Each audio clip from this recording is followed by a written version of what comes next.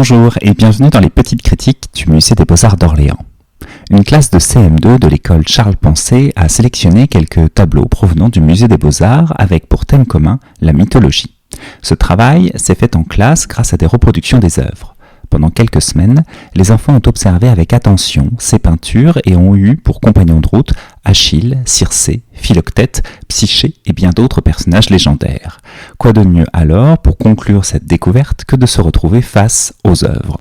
C'est donc au Musée des Beaux-Arts que ces critiques en herbe m'ont parlé de ces tableaux, de leur histoire, des choix des artistes et des sentiments que cela a provoqué en eux.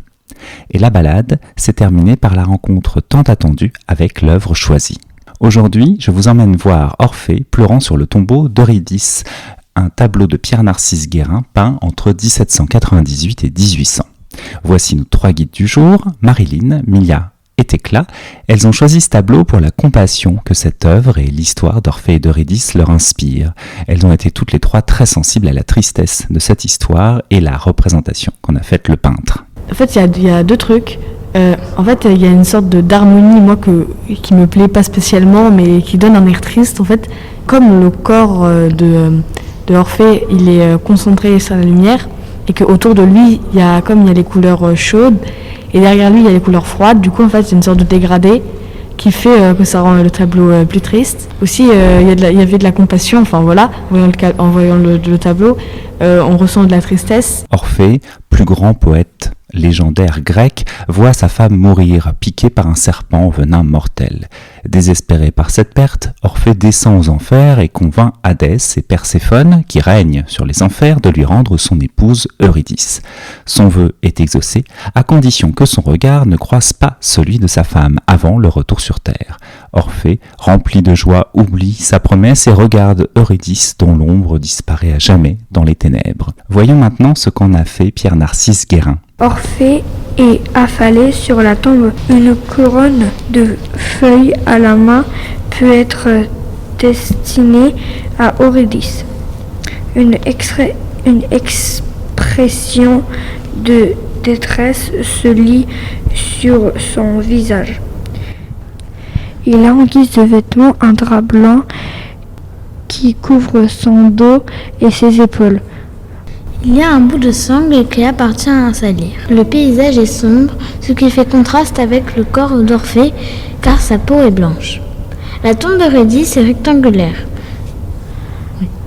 Et elle est beaucoup trop petite pour y mettre un humain. Il y a sur la tombe des gravures de serpents et de vases. Chacun un micro à la main, nous nous sommes mis face à la peinture de Pierre-Narcisse Guérin. Marilyn, Thécla et Mia découvrent le tableau dont elles ne connaissaient pour l'instant qu'une reproduction. Dans le Musée des Beaux-Arts, face à la réalité de cette œuvre, les couleurs se précisent, tout comme certains détails. On voit mieux les yeux. Ouais. Les yeux, on voit mieux. On dirait que ces larmes, elles sont vraiment réalistes quand on voit. C'est plus gris que, Au loin, les montagnes, on voit mieux. Ce qu'on a vu tout à l'heure. Ouais. D'accord. Et est-ce qu'il y a d'autres choses? Alors au niveau des couleurs, il y a le gris, mais il y a aussi la verdure. En fait, c'est pas vert, c'est vert kaki, c'est pas...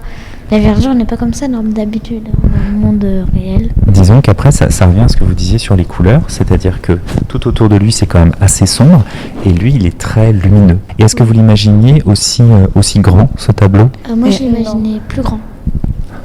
Moi, je l'ai déjà vu. Et moi, je pensais pas qu'il allait être aussi grand, le tableau. Finalement, Orphée, il a à peu près notre taille. Oui. Au moins, on arrive à peu près à s'identifier à lui, parce qu'on a l'impression qu'il nous ressemble un peu, et donc on comprend encore mieux sa tristesse. Oui. Le réalisme de la situation et l'intensité de la tristesse ont vraiment marqué nos trois guides. Un grand merci à elles, Mia, Marilyn et Thécla, de nous avoir présenté ce tableau. C'est maintenant à votre tour de découvrir Orphée pleurant sur le tombeau d'Eurydice, une peinture de Pierre-Narcisse Guérin exposée au Musée des Beaux-Arts d'Orléans.